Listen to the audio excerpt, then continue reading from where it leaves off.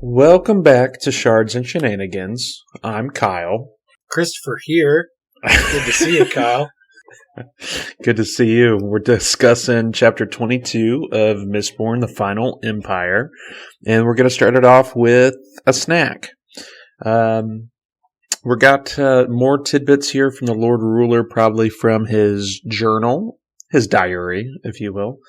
And we're learning some more interesting stuff about the deepness. I thought kind of on how I was thinking about the deepness that he was kind of maybe making it up or maybe it was in his head, but he's saying some things here about how the deepness, like the swords of his armies are useless against it, and great cities are laid low by its power, and crops are failing, and then the land dies. So that definitely makes it sound a lot more like it's something real in the world and not something that's afflicting him. So yeah, I don't know. But he is saying here that like there's so much destruction, and that he's fearing kind of for mankind's survival, and he's concerned that is it really maybe the end of the world, as a lot of the philosophers are predicting. So definitely some more stuff about the deepness here, this formless thing. Yeah, I like it. He also kind of sets up this like kind of grand idea of him, grandiose, of like, this is the thing I fight. This is the monster I must defeat.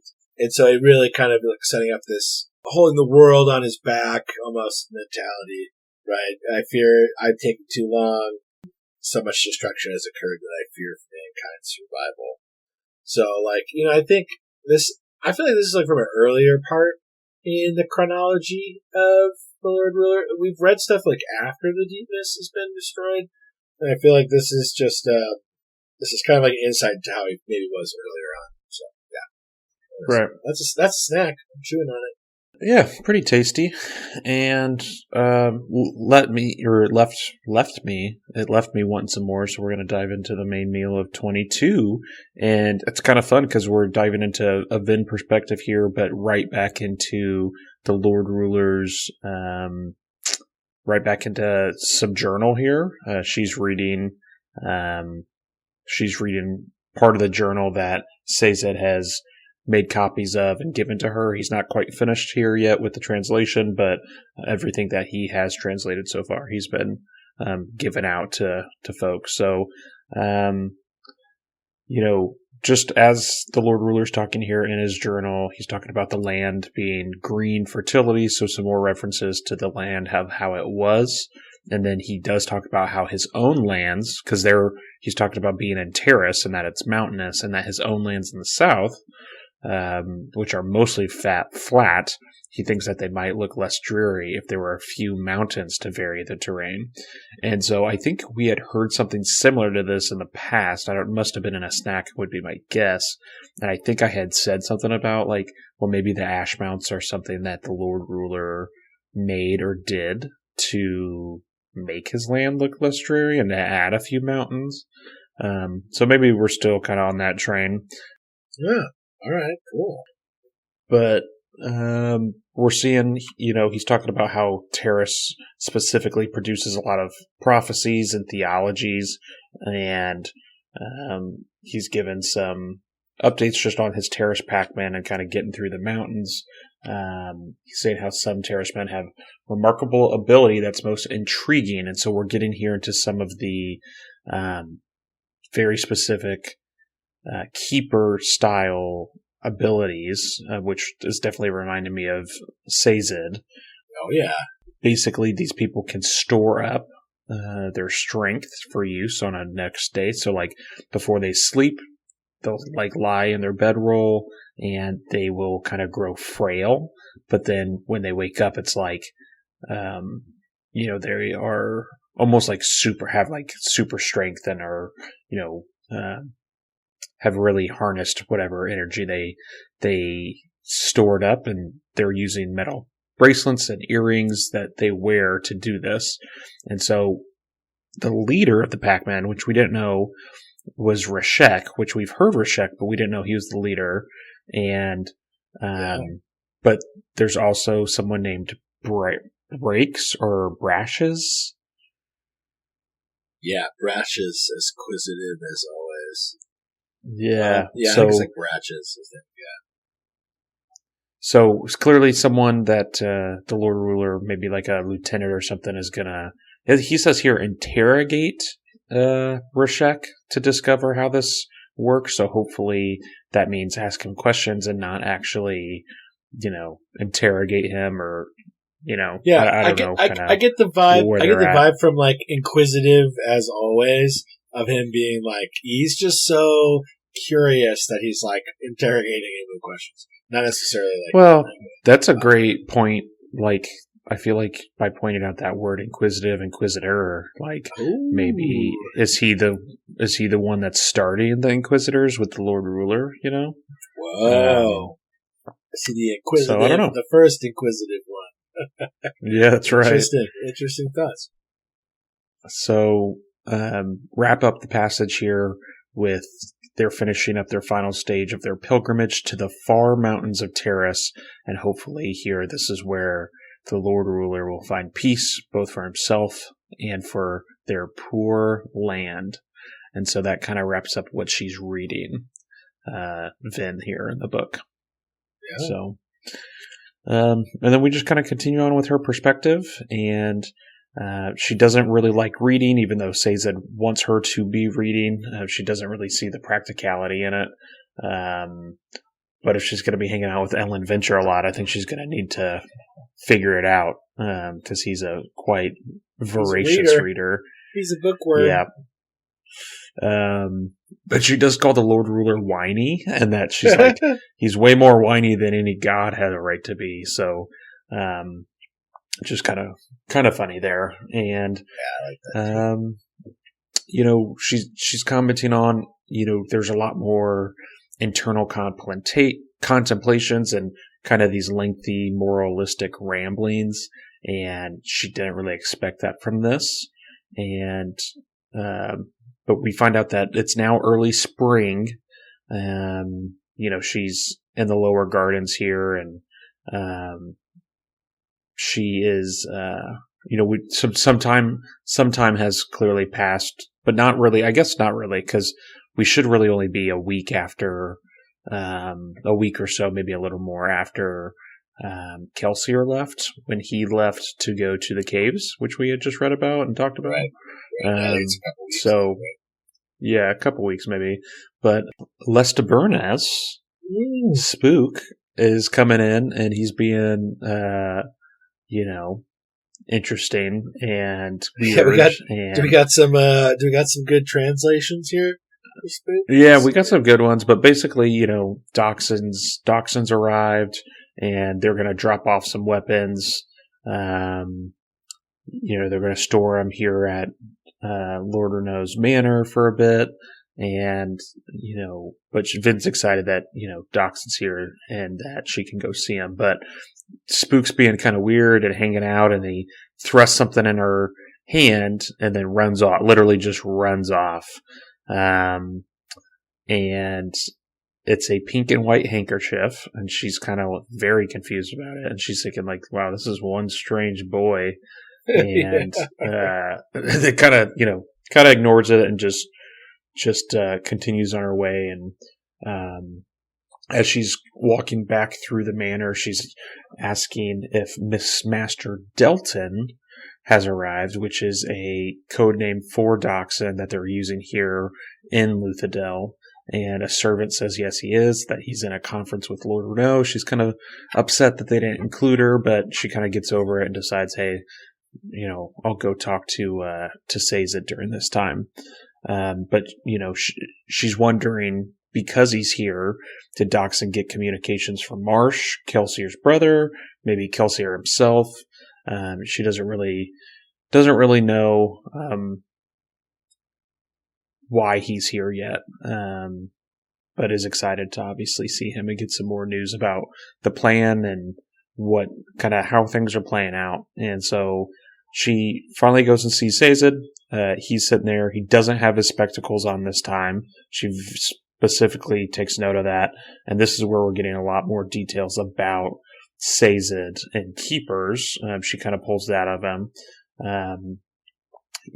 Sazed, like I said earlier, has been making copies of the Lord Ruler's diary for everybody, for all the members of the crew to read.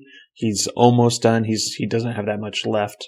And he specifically says that this work that he's doing is a keeper's dream. He's discovering things about his own culture that he didn't even know.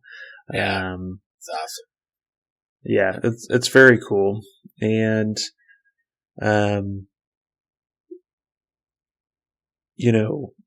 Vin, after having just read the passages that we opened this chapter with, she asks Sazed about that. About specifically the Terrace Packmen growing stronger, at night or before they go to bed, and she asks him about it, and he's like, it does have something to do with being a keeper, but we're going to keep that a secret. We don't want these rumors out here. It'd be best if the Lord Ruler thought we were all destroyed like he wanted. And she's pretty clever here in manipulating him, yeah. Manipulating him and being like, I guess, if I'm going to read, and the Lord Ruler is going to talk so much about Terracemen and I'm not going to have this info from you, I guess I won't really be able to give Kelsier much input when he gets back. I'm not going to be able to do my job and, kind of be a active member of the crew. And Sazed, he's like, you shouldn't have spent so much time with Breeze, So it's just, it's good stuff. But Sazed is saying that the art of what they're doing is called, I'm assuming it's pronounced Feruchemy? Feruchemy. I said Feruchemy so many times too, though. I don't think anything's wrong, but that is how I've heard it said. Feruchemy. So it's their ability to store certain physical attributes inside bits of metal. And so Vin's thinking like, oh, you guys burn metal, and you say no. We don't. Basically, we use metal to store up these things, these like physical qualities, and then can draw on them later. And so Vin very quickly connects the dots of like, oh, this is why you wear so many earrings. And, he's like, yep, that's correct. And then he rolls up his robes and he's got these iron bracers around his upper arms. He's saying that he keeps all of his reserves hidden. But by wearing all this jewelry, like while it is part of the Terrace culture, it's obviously this source of power that he can draw on.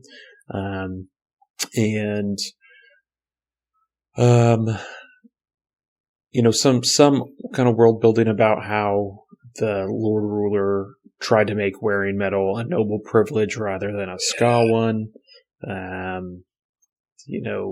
To kind of take the power away from the ska. And,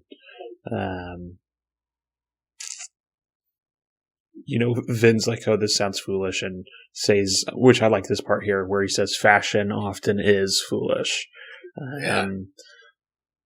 But I guess that plan failed by the Lord Ruler. Many of the nobility just wore wood painted to look like metal, and that the Terracemen were, they managed to kind of weather the Lord Ruler's discontent in this area. So, let's see. Where did I want to jump back in with this? So, Vin's asking him about the Terrace religion, and we're finding out that Sazed actually doesn't really know any more than she does about it, that this was pretty much completely erased by the Lord Ruler in those first couple centuries after the Ascension, and he is trying to kind of, figure it out and get it back, and this is kind of why the Keepers were formed in the first place, was to not only search for their religion, but to obviously store all the memories and religions and languages and lore of all the people, because they saw obviously what was going on with the Lord Ruler and people were being exterminated, and they wanted to keep all that.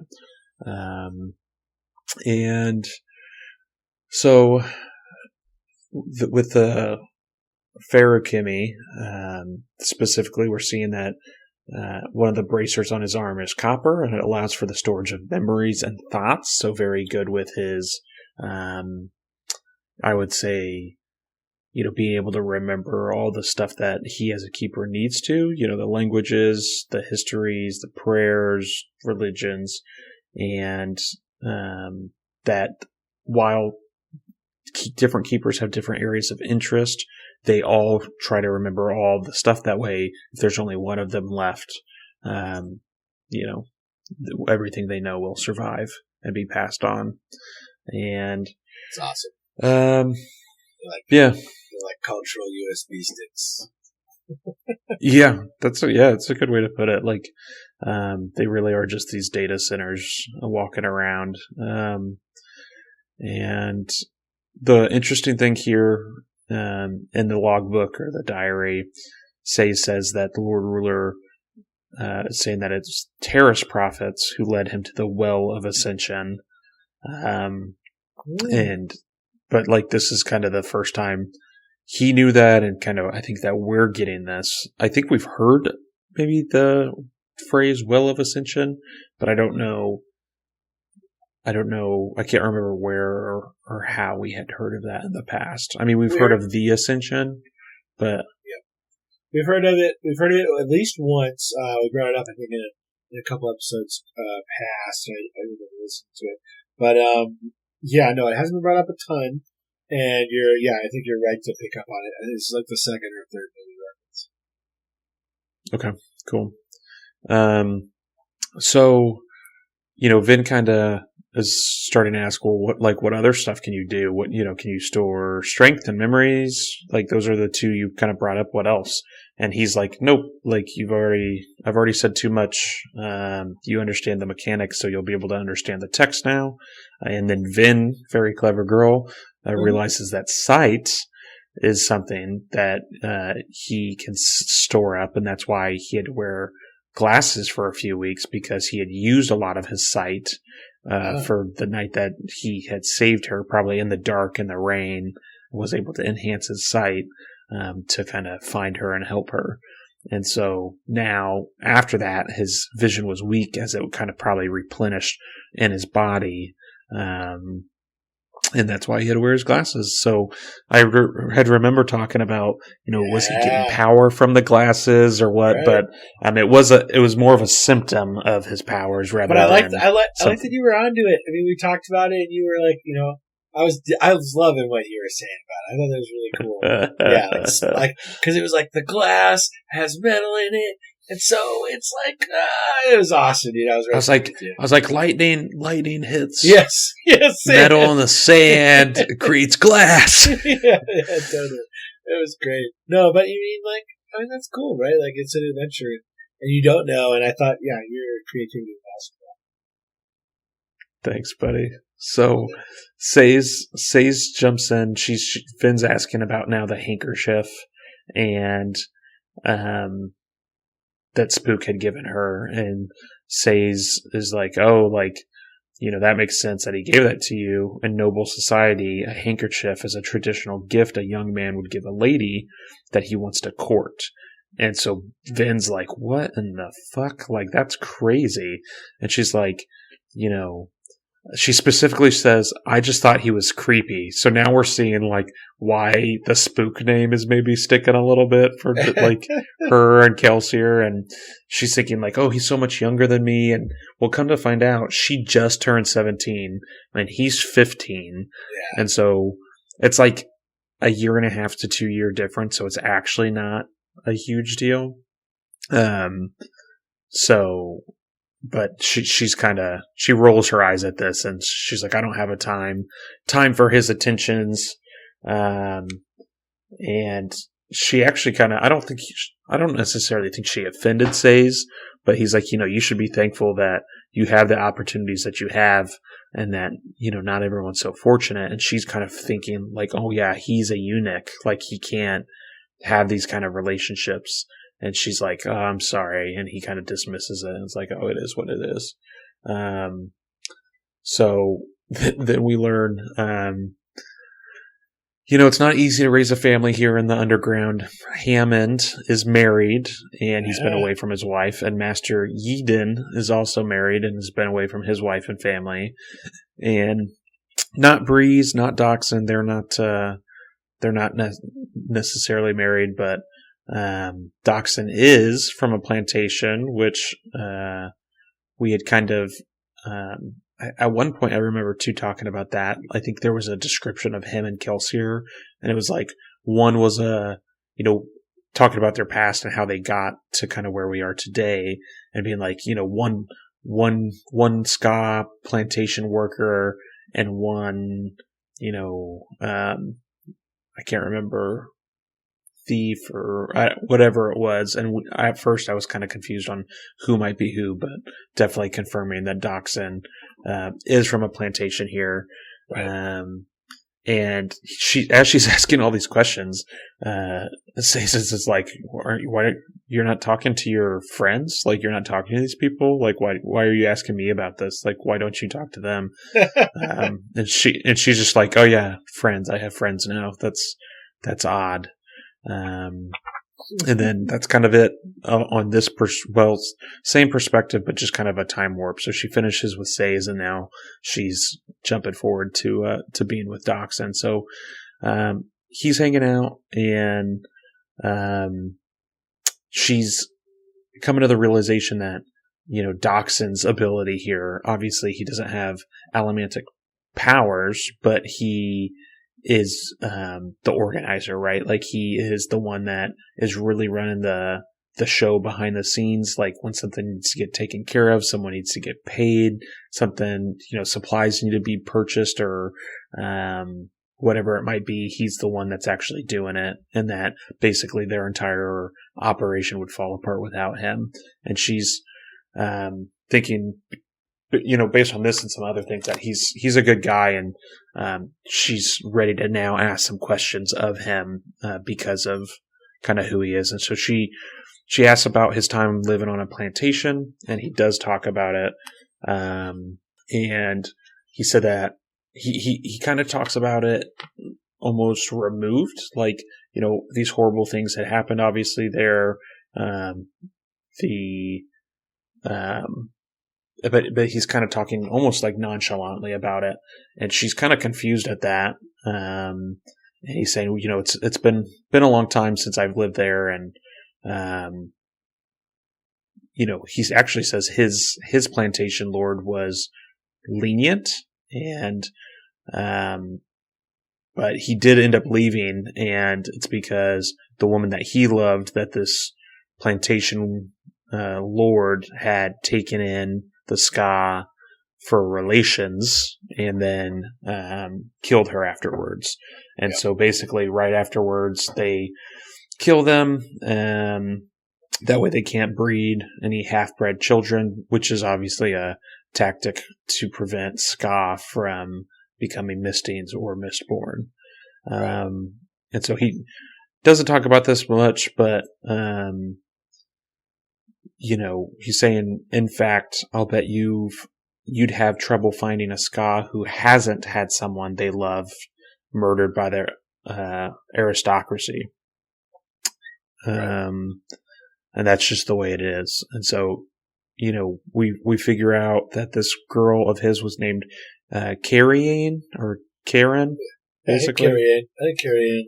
And basically after she was taken and the corpse was returned the next morning for burial, that he just had to leave. He couldn't do it anymore. He talks about how ska still fall in love, and that, despite the troubles and the persecution that they face, that, like, they still try to kind of live a normal life. And he talks specifically about now their war here against the Lord Ruler, and specifically resisting a god we know is going to slaughter us all.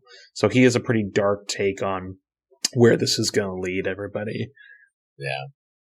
Doxson says that this Lord specifically has actually been to quite a few of the balls lately in Luthadel, and that Vin might have actually seen him. And, this is where she starts to get on this, like, this, I guess, path of you know, how could the nobility let him in? And, you know, if he's doing this kind of stuff to Ska, like, how could they let him be amongst them at these parties and let him in their society?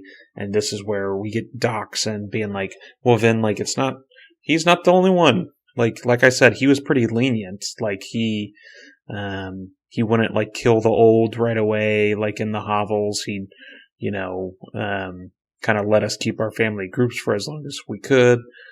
He's pretty good to us considering, but he says that he's kind of an exception, and that most of the nobility, pretty much all of the nobility, are worse than him, you know, are evil. And Vin doesn't really want to accept this, and she's like, no, like, they aren't all monsters, not all of them, obviously thinking about Elend. And he's like, you're not seeing this, Vin, like, this is why we're doing this.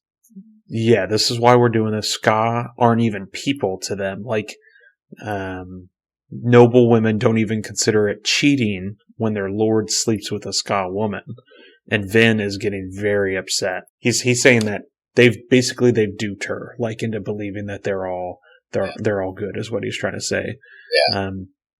He's saying that maybe it's less visible in the cities because of whorehouses, but these murders of Ska women happen. Most simply kill off their Ska whores periodically to keep the Inquisitors placated, is what the brothels would do. And he again is like, noblemen are different, Vin. They're horrible creatures. Like, I don't complain that Kelsier wants to kill them. And, you know, you should ask some of the boys you dance with how often they've slept with a Ska woman, and, you know, if they knew that they would be killed a short time later. They can't be redeemed. You know, Kelsier's not going to be happy until they're all dead. I don't think they have to go that far, or maybe we can't even go that far, but I, for one, Doc's insane, would be more than happy to see their society collapse. And she is now having this kind of crisis in her head of like, Elend can't be like that, can he? He can't be murdering Ska women, can he? And then that's the end of chapter 22. Oh, yeah, confidence shaken. I mean, you know, like, is Elend the guy that I think he is? Well, we gotta read and find out. Then we don't know. Raffo.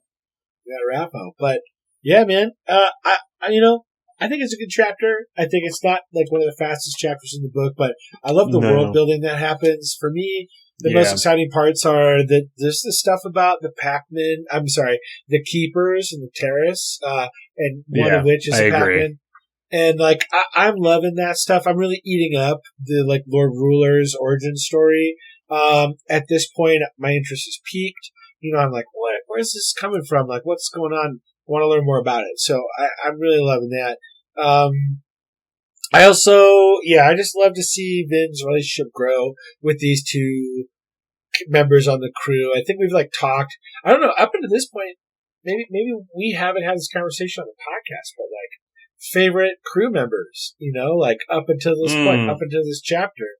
Like, for me, at this point, like, Sazed is like one of my favorite crew members. I'm loving the mystique behind his character, this magic system we don't know anything about. It's so fun. And then Doxson is, I don't know, he's one of my favorite. I think definitely the audiobook gives me a little extra for him because they give him this little Irish accent. I'm kidding you. So he's like always talking in this Irish accent, and it's great. I'm here for it. Whoever made that decision, whatever, Kate Redding and the other dude, Robert, he's a good dude. Michael Kramer. They read it really well. Also read Wheel of Time books, if you listen to any of those. Same readers. But yeah, I loved that part, and I love getting to see like the Doxson origin story of like where his hate comes from, and like why is Doxson invested in this, you know, mission, and it really is in line with like Kelsier's hatred for the nobility and stuff like that. So yeah. It not the most exciting chapter, but I loved all of the getting to sit with these characters again. It was really fun. I'd probably say at this point I agree with you that like Sazed is a great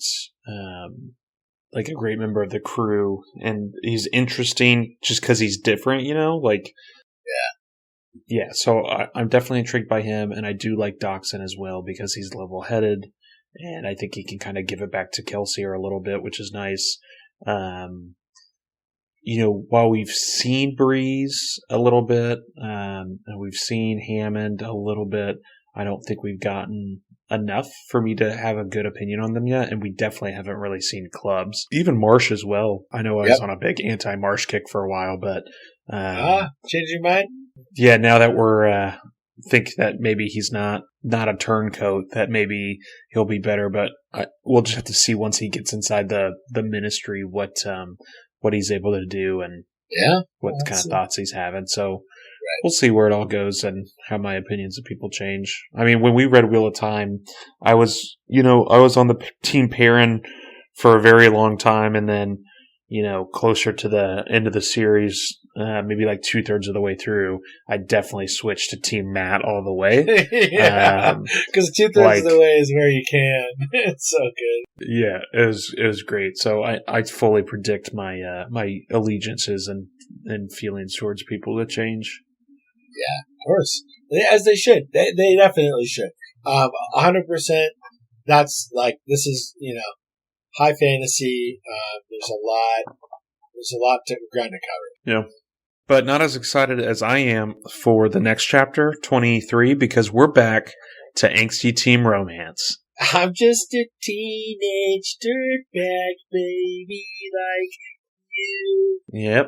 You didn't sing it quite as girly as he does on the original track. I'm not there in the voice. They have actually a couple great female vocalists in the band, Weenus. I know, but he doesn't sing it. But he does it, and I mean, he does it. Yeah, right. It's one of my favorite. It's one of my favorite karaoke songs. I'm not in my top 4. That's super good. Yeah. So we're jumping into a snack. It's again the Lord Ruler here. Very, very little details, but he's saying that he's hearing thumping sounds coming from above. I'm assuming in the mountains. Pulsing from the mountains, it says, and it's drawing him closer with each beat. And that's really the biggest, he can't sleep, and that's what he's hearing is these thumping sounds. So, no idea what that could be. I'm loving it. It's spooky. It's like Jumanji Heartbeat from the mountain. Yeah. Oh, remember Jumanji? Yeah. Like the movie where the sounds playing and the kids got to go find the game. That's Jumanji for me. Like boom, boom, boom, boom. That's what I'm thinking. He's trying to sleep with Jumanji going on. That's a good throwback. So snacks over, super short snack, just a couple pretzel sticks, and now we're into our main meal here. And like I said, it's juicy. It's like I'm going to go prime grade A beef here. That's how juicy this is. I'm very excited. So we get another back-to-back Vin perspective, and we are at the Hasting Ball. So she had mentioned the Hasting Ball when Kelsier was going away to the caves. She had thought in her head, like, oh, I can't go to the caves with them. Like, the Hasting Ball is going to be, is this week or whatever. And, I can't miss that. It's going to be the event of the month, so that's where we're at now. And that's where this,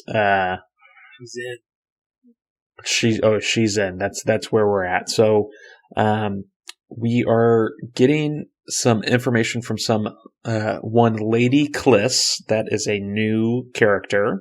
Yep. And they are specifically talking about the deaths of the Jeffenry brothers, which at first I thought that was new, but it is not.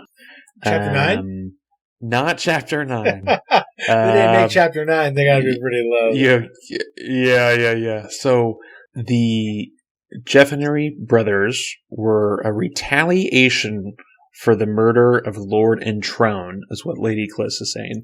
So Lord Entrone, everybody, Chapter 19 is Kelsier kills Lord Entrone, who was a gambler and not a very good person, and dumped him at Keep Tekiel, which Tekiel is the 4th most powerful house, and you can find that in Chapter 9. Yeah, that one's in there. They make it. That one's in there. And so that's who Lord Entrone is. The Jeffenry brothers, or Geffenry, they were Lord Entrone's gambling opponents the night that Kelsier killed him. Ooh. They weren't specifically, but another member of the family, Cruz Jeffenry, was. He's the one that was the gambling opponent, and he is a full Mistborn. And so these brothers, at first I didn't know, okay, are these brothers, was one of them Cruz, one of them not? But we're going to get some names here in a little bit about, I think, who they were, and it was not Cruz that was killed.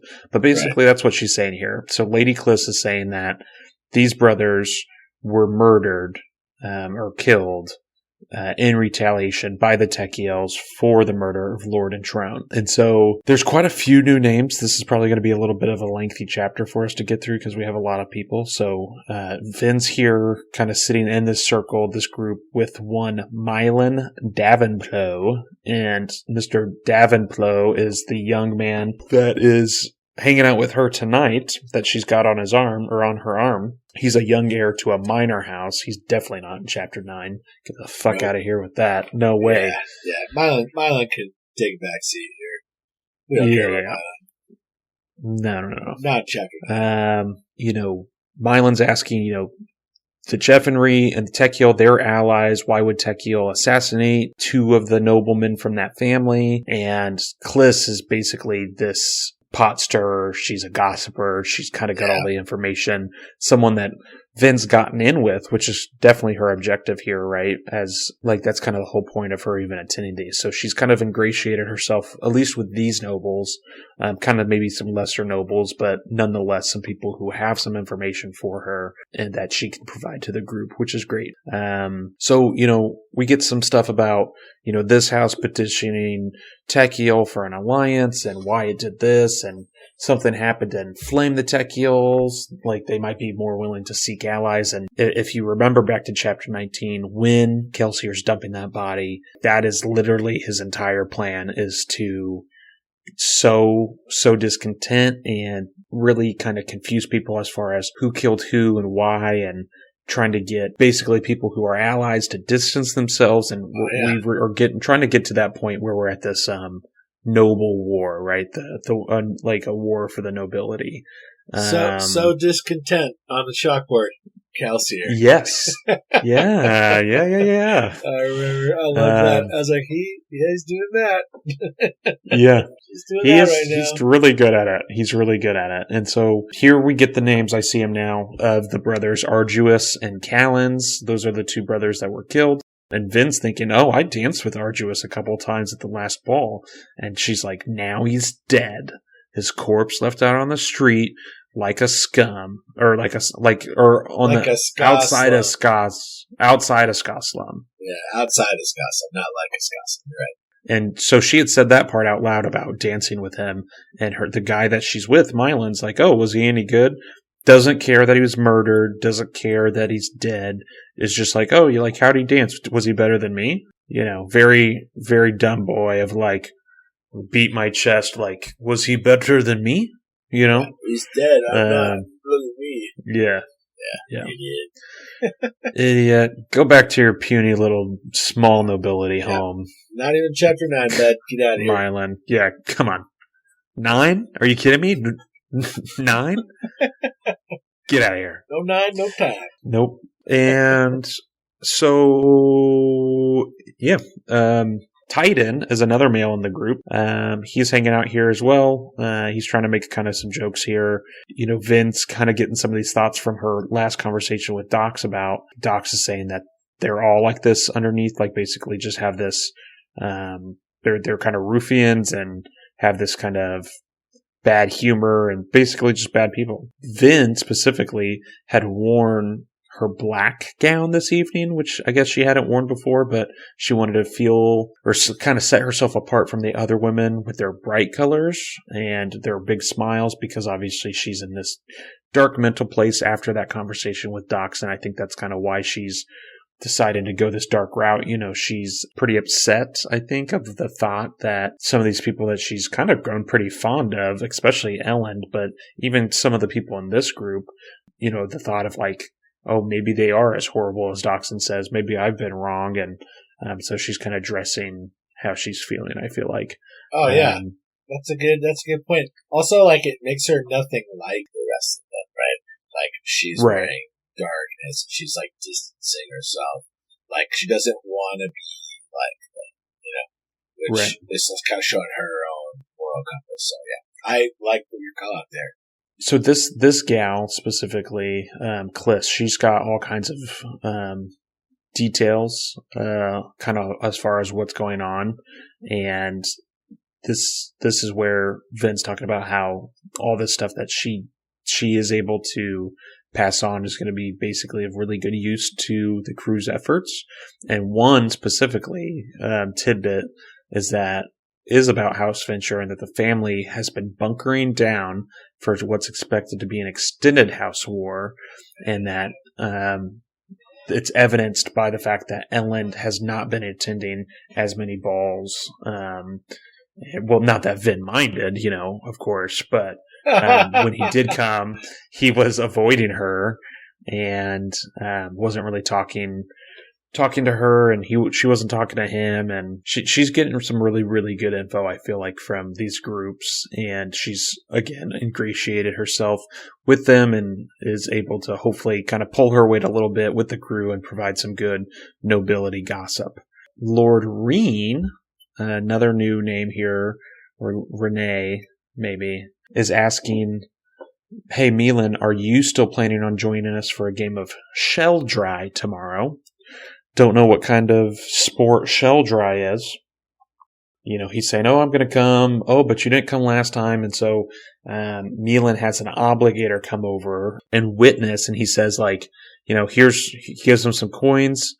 And he's like, yep, like, he specifically, based on his tattoos, a member of the Canton of Orthodoxy, which is the primary bureaucratic arm of the ministry.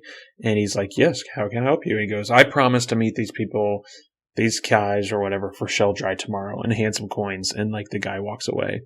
And so we're getting some more info again about how basically the Lord Ruler uses the ministry to basically spy on everybody, right? Like if the nobility can't do anything, like they can't sign contracts, they can't make agreements, they can't even like, if they have to promise to show up somewhere like this to play a game, and they have to have this person witness it who all report to the Lord Ruler, like it's a very ingenious way to basically like get all the data and know all the gossip and really know what's going on in your kingdom, right? Like it's like bugging everybody's homes, but without, Yeah, totally. Obligator bugs. So yeah, that's pretty cool. Obligator bugs. So yeah, Milan's like, hey, I will do the deal, and he gives the obligator the coin, and he says he promises to meet for Sheldry tomorrow. And then, they're like, all right, are you satisfied? And they're like, okay, because he took the obligator deal. And then Vin's just kind of like relaxing because she's a little sketched out for a sec. Yeah. So, she is basically, Cliss, our little gossip here in the group, is saying that the Inquisitors have been buzzing like insects, and that they've hit twice as many Ska thieving bands in the last few months, which is a lot more than usual. And that they have even been taking prisoners for executions, that basically they're just leaving everybody dead. What? And, she's like, oh, I've got my sources. But the Inquisitors found another band just this afternoon, one headquartered not far from here, and Vin's very worried because Club Shop is really not that far from here, and she's wondering maybe if it's them. And Titan is clearly not a fan of the Ska because he's saying, cursed thieves, damn Ska don't know their place. And Carly, another new name here, Titan's young wife, says it's amazing the creatures can even survive as thieves. So, I don't think she's necessarily a fan either. But then Titan says, I love this. I can't imagine what kind of incompetent would let himself get robbed by a ska, and Titan flushes like he's the one that got robbed by the ska, and like she's kind of ragging on her own husband, which is cool. But unfortunately, the devil is walking up, Shan Alariel. Oh, the devil! So Vin is not happy. She's feeling very insecure about this. If you don't remember, Shan Alariel is Lord Ellen Venture's kind of betrothed. They were engaged to be wed about a year ago, maybe a little more. But that has since, I think, been called off. And so she is a member of House Alariel. If you go back to chapter 9, that's 9 in English, 9 in Spanish for you English speakers, that they are third most powerful as far as the nobility in in Luthadel. So Hastings number 2. Oh, Hastings number 2. Venture, Hastings, Alariel, Tekiel, Lacal, Arakel, Hot, Hout, and Urbane, and Bubias. Chapter 9, Bubia. Chapter 9. A lot going on here, and a lot of new names with this group that Vin is meeting, and then, like I said, Shan walks up, and she's basically immediately being really nasty towards Vin, and even kind of some of the group, but mostly towards Vin, specifically with Lord Millen, who Vin's at the ball with, being like, oh, it's a pity you couldn't bring your original date, and you didn't have that many options left, basically Vin's this, like, second tier, bottom of the barrel person to go to the ball with, and but then Shan's like, hey, I want to talk to Vin alone, so all of you scatter, which Vin's like, god damn it, like, again with this lady, like, I don't want to be around her, like, I don't want to be stuck with her, I don't want to deal with this.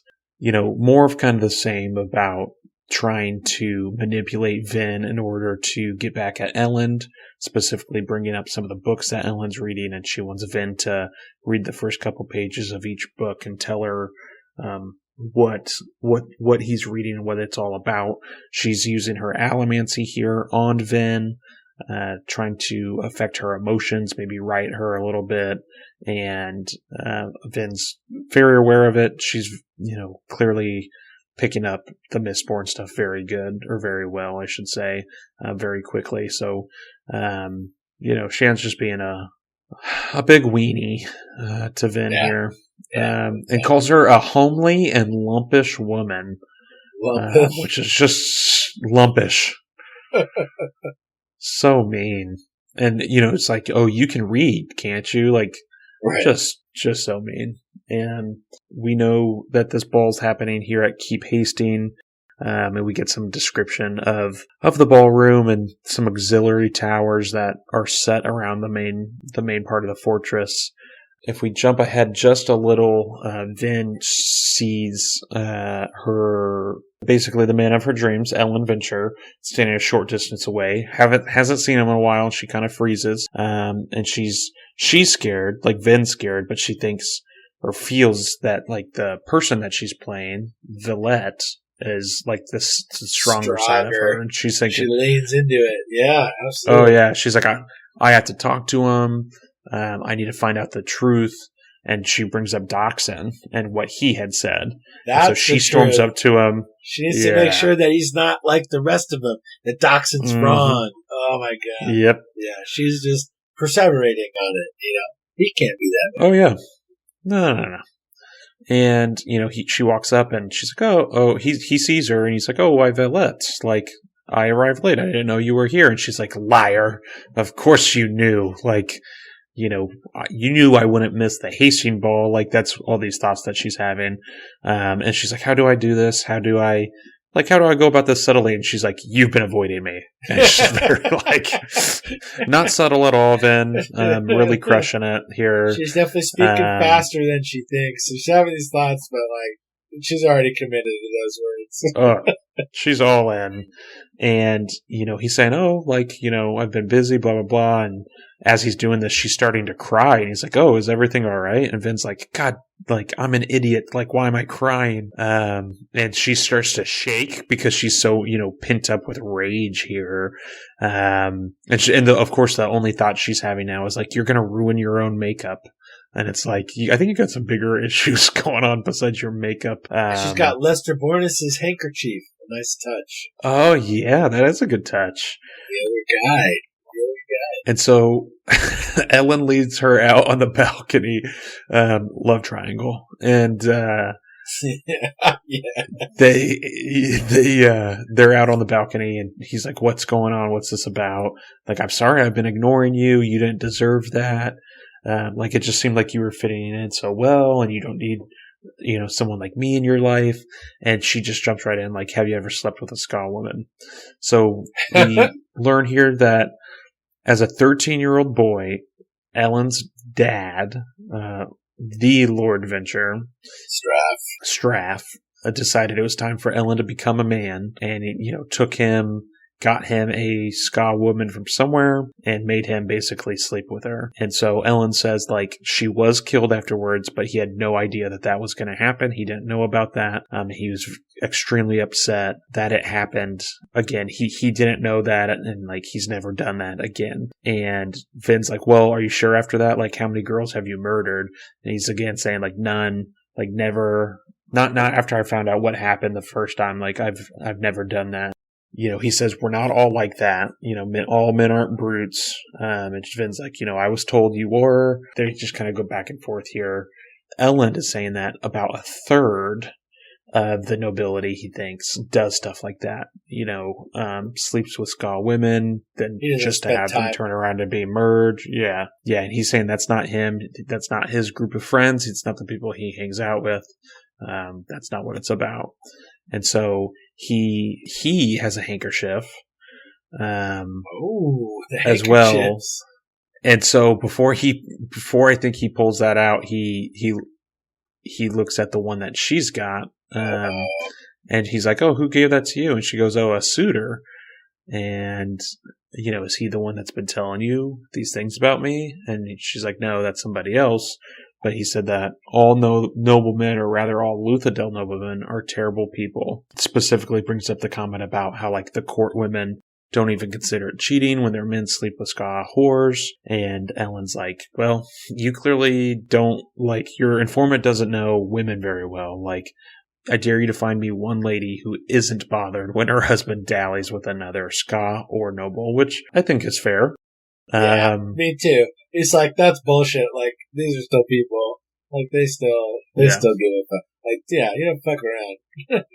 You're gonna find out. No matter you're a ska woman or a noble woman, you're gonna find out. Oh, yeah. Vin asks about Ellen's father, Straff. Is he one of these a third of the nobility? And Ellen's like, "Oh yeah, like, doesn't matter. Like, ska noble, he likes all the women. Any mistress he can take." So then Vince, like, starts to feel pity for Ellen because, he was just 13 when this happened. And Ellen says, like, "Oh yeah, super fucked up." And he's saying someone needs to stop these kinds of things from happening, which is kind of back on his original train of thought when they first met. He was kind of saying some interesting things. Yeah. He's specifically talking about making ladies cry at balls, and that she's the first one that he's made cry that he actually cares about. She's talking about how it's been a super draining few months, and when she found out about all this kind of stuff with ska women and being murdered, that she just couldn't handle it all. And Ellen kind of continues and says, like, the corruption in Luthadel needs to be dealt with. The Lord Ruler doesn't see it. He doesn't want to. That's kind of that. At least that portion of it. That part, yeah. Then they get a little coy with each other. Like, "Why have you been avoiding me?" "Oh, I got new friends to keep you occupied." Yeah. And he doesn't like the people that she's spending her time with. He's judging them. Yeah. If they're good for her to get the info from, but he thinks they're shitty people. Right. And she's saying it's easy when he's at the top of of the political structure. He can kind of ignore the politics or choose his friends. She's kind of working her way up from the bottom of society. And they go back and forth a little bit here. So Vin specifically thinks that, like, especially with the women, the ska women, that she's going to have to make sure that that kind of thing doesn't happen, in the future, no matter what bloodline, you have. She's saying that. She's saying here that some of this society is salvageable, that the nobility wouldn't have to be purged. That's their tactic. She's just going to have to be certain that that sort of thing didn't happen, no matter what bloodline one had. And so they then talk about, Vin kind of opens up about Ska. Ellen starts asking some questions about plantation Ska, because Vin brings it up when they first met, because he had asked her about plantation Ska, and she wants to kind of get back on the right track with him about, she's afraid that he thinks that she's just like the rest of the nobility, and she wants him to see that, like, no, she kind of cares about, people in general, but maybe the Ska too. And so she kind of brings up that first conversation they had. And so she tells him really all kinds of stuff, maybe even too much stuff about Ska and her interactions with them. And he's fascinated by all this. Ellen wants to meet some Ska, the thieving crews. They must be fascinating people. And he says, you're fascinating too. And Vin's smiling at that, of course. And he's like, I gotta go. I came to the party tonight for a specific purpose. Some of my friends are meeting together. And Vin's like, oh, here we go. Like, that's right. Some of these friends that you were meeting with at some of the other balls, like, you're going to be with them probably. Maybe good opportunity to figure out what's going on. Ellen had already handed Vin a handkerchief when she was crying, and she tries to hand it back, and he goes, you might want to keep that. It wasn't intended to be simply functional. So he is now officially a suitor. I'm a suitor. He's all in. He doesn't like that there's another suitor. He's jumping in. No. He wants in there. He takes off with his boy toys. They go off to one of the side towers, and Sazed comes up and is like, hey, are you ready to go? And she's like, nope, I gotta follow these guys. And he's like, well, you're not really supposed to do that. And she's like, I need your permission. I've been healed for a long time. Like, I'm ready to go.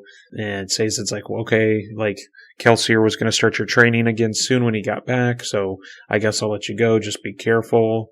And she says, I will. And then she jumps off the balcony. Very Mistborn of her. So she does some aerobatic tricks to get over the railing and up to the tower where she thinks that Elend is hanging out at. And so she kind of jumps from window to window listening.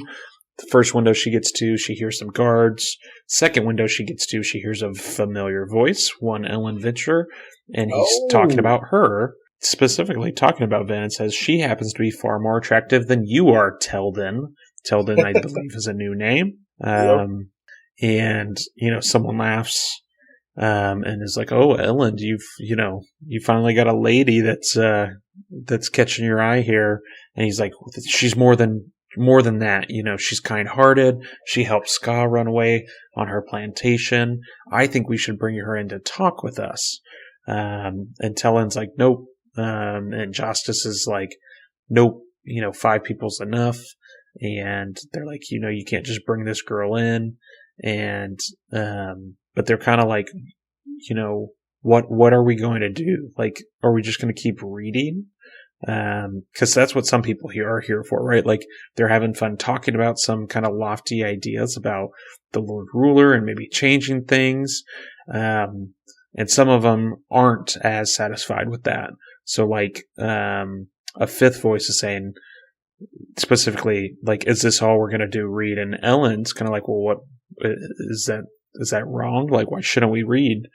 And the fifth voice is like, it's a bit boring. Vin's listening to this. She's thinking that's good because she wants them to do something.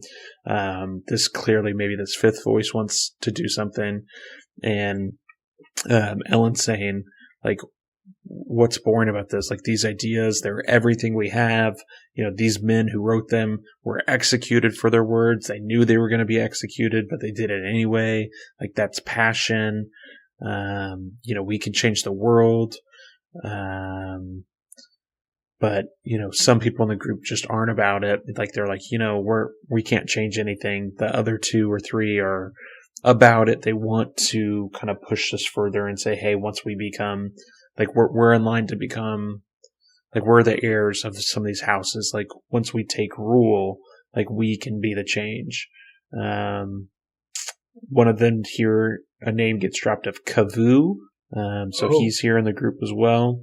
Justice says, every year the nobility grows weaker. Our ska belong to the Lord Ruler, as does our land. His obligators determine who we can marry and what we can believe. Even our canals are officially his property. Ministry assassins kill men who speak out too openly or who are too successful.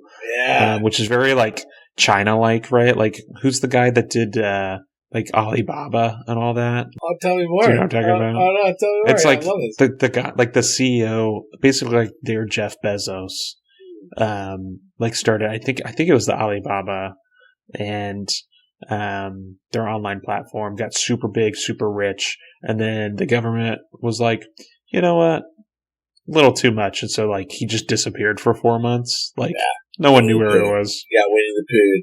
Oh, hard. Yeah, he's sucking on honey for sure in some fucking jail cell somewhere. That's all right. Winnie the Pooh. So Vin's listening to all this, and then she hears basically someone like, shout her name, and she freaks out, looks all around, she almost falls, and she looks up because, Kelsier's like, above you. And that's who it is. It's Kelsier. And so they jump down. They talk to each other. He's back. She's excited that he's back. And he was here to check up on these guys specifically. Ever since she mentioned them, he's been hanging out with them, and not hanging out with them, but checking up on them. He's basically saying they're harmless, and that they're not really going to do anything, that it's just noblemen being noblemen and talking, getting together to drink and debate.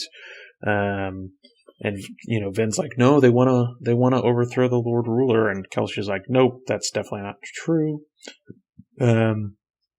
And she, Kelsey's like, oh, like you've been a noble so long that you can tell already that like they're different. And Vin's like, she's flushed, and he's like, don't get like that. Like they seem like good enough lads. I promise not to kill any of them. All right. She actually is kind of like feels a little better about that. Yeah, she's like, nods her head, Okay, like don't kill him, dude. Like you kill all the noblemen. Like don't kill these ones. Because he's kind of like a wild animal, you know what I mean? Oh, for sure. He is. That's his whole thing. Yeah, he's gonna kill him. She likes these ones. Don't kill these ones. Yeah.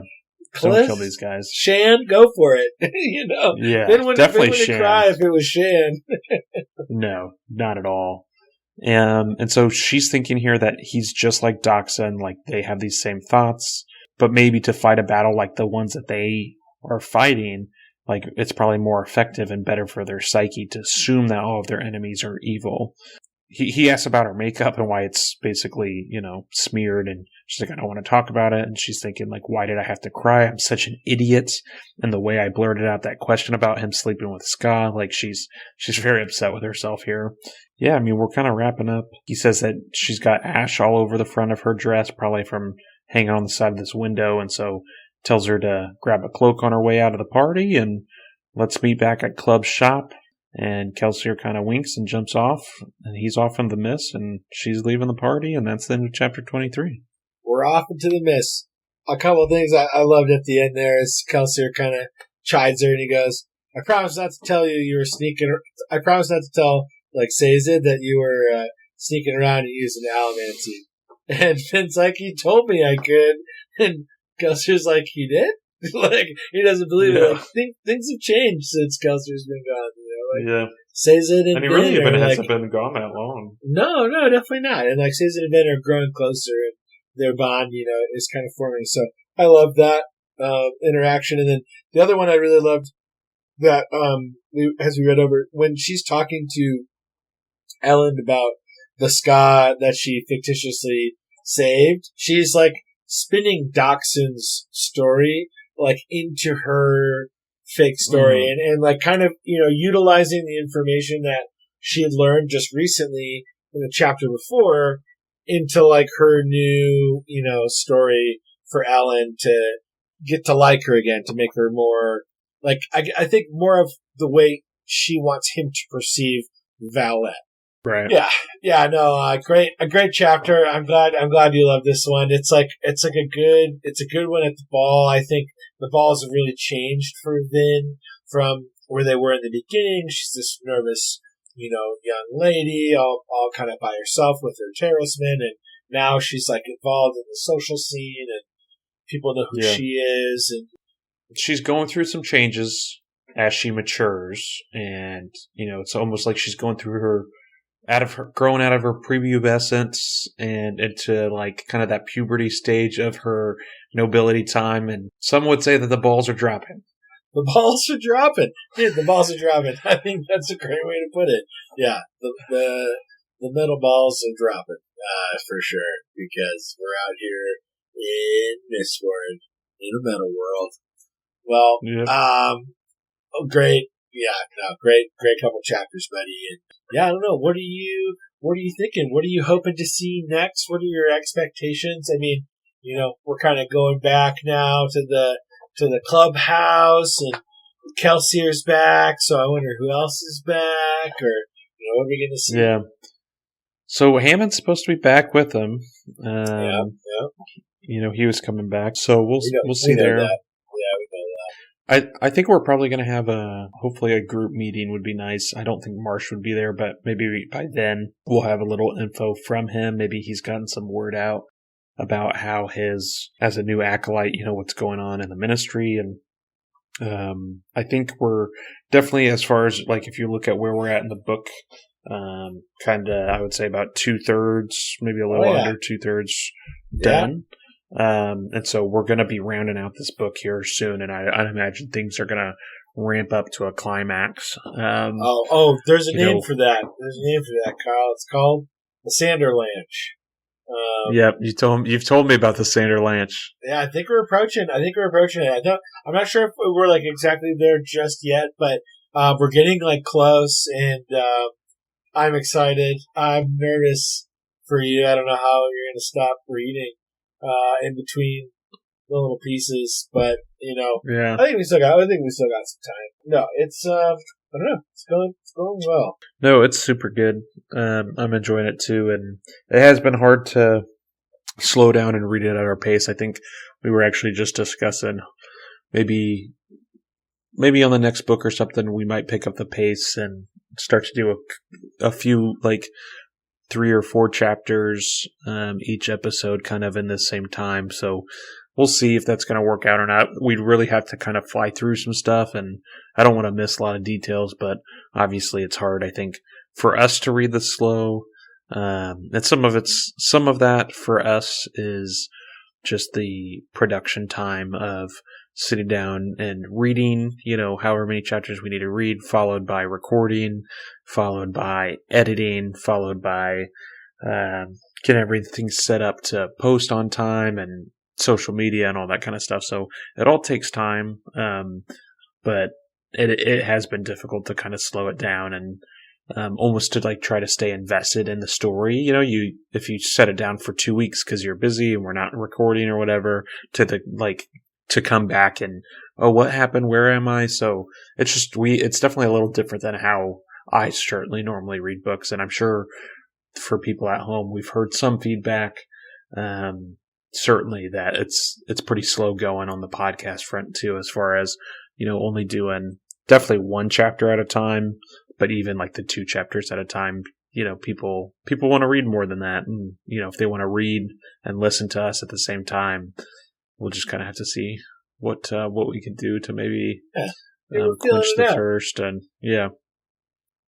Well, I think I like that we're talking about it. I like we're being flexible, and I hope that the listeners feel willing to offer some feedback and kind of chip in. This is your show too. I'm definitely not doing it for you, but I'm doing this for me. I love to get to talk to Kyle and read these books and record this stuff, but I'd love to hear your opinion, and I'd love to cater what the experience you're receiving is. That sounds like fun. I'll be here talking with Kyle about books, so let us know how you'd like to consume that. Yeah. And speaking of consuming, thank you for consuming this audio as we consumed 2 snacks and 2 meals today. Chapters 22 and 23 of Mistborn. Wrapped it up, and we'll be on to 24 and 25 next week. So stay tuned for that. And as we're kind of finishing out this here, make sure you check in with us on like Instagram and Facebook as we post some kind of behind the scenes content sometimes, and can definitely keep you prepared for what's coming out next week, what chapters we're reading, that kind of stuff. So check us out there, and we appreciate your time, and thanks for listening. Yeah, thanks for listening. Huge shout out to our sponsors. They're not our sponsors, but I really like Stone Pilsners. Kyle over there, I'm not sure if he's enjoying a beverage tonight, but he really likes Waterloo Sparkling Water. Waterloo Sparkling Water. Waterloo naturally Stone. Flavored. Ooh, natural. Dude, we love that. So thank you, sponsors. Shout outs, moms. Big shout out, moms. Big shout out to Blake. Getting a lot of interaction with Blake lately. Blake, buddy, thank you. Really appreciating your, your steadfastness. I think you're a very interactive listener. Other listeners, reach out. I probably know you. Yeah, reach out. But if I don't, I'd like to. So, please reach out. Let us know what you're thinking, and we'd love your feedback. Thanks, listeners. Moms, Stone, Waterloo, wives, definitely. And thanks, Brandon Sanderson for your book, Mistborn, that we're here talking about. Thanks, dude. Misty Boys, out. Misty, out.